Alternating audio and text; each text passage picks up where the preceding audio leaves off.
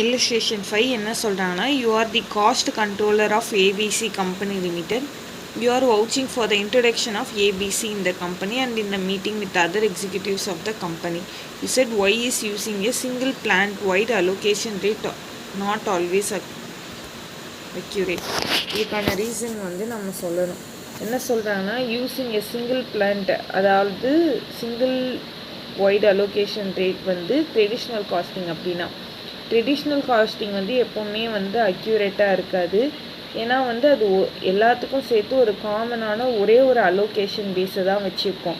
அந்த same allocation பேஸஸை தான் எல்லா ப்ராடக்ட்டுக்கும் அது வந்து ஓவர் ஹெட்டாக தரும்.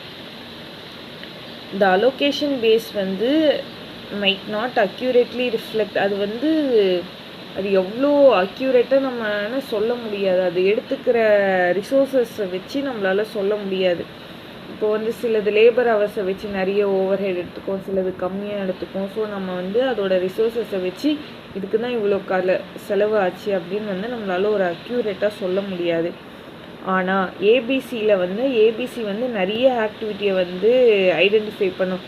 அதாவது இதுக்கு இவ்வளோ செட்டப் காஸ்ட் ஆச்சு, இதுக்கு இவ்வளோ இன்ஸ்பெக்ஷன் காஸ்ட் ஆச்சு, இதுக்கு எவ்வளோ மிஷின் ஹவர் ஆச்சு, இதுக்கு எவ்வளோ பேக்கிங் ஆர்டர் ஆச்சுன்னு வந்து மல்டிபிள் ஆக்டிவிட்டியை செப்பரேட்டாக பண்ணி ஒவ்வொன்றுத்துக்கும் ஓன் அலோகேஷன் பண்ணும். அதனால இதோட ரிஃப்ளெக்ஷன் வந்து ரொம்ப அக்யூரேட்டாக இருக்கும், ப்ராடக்டோட ரிசோர்ஸஸ் எவ்வளோ யூஸ் ஆச்சு அப்படின்னு சொல்லிட்டு.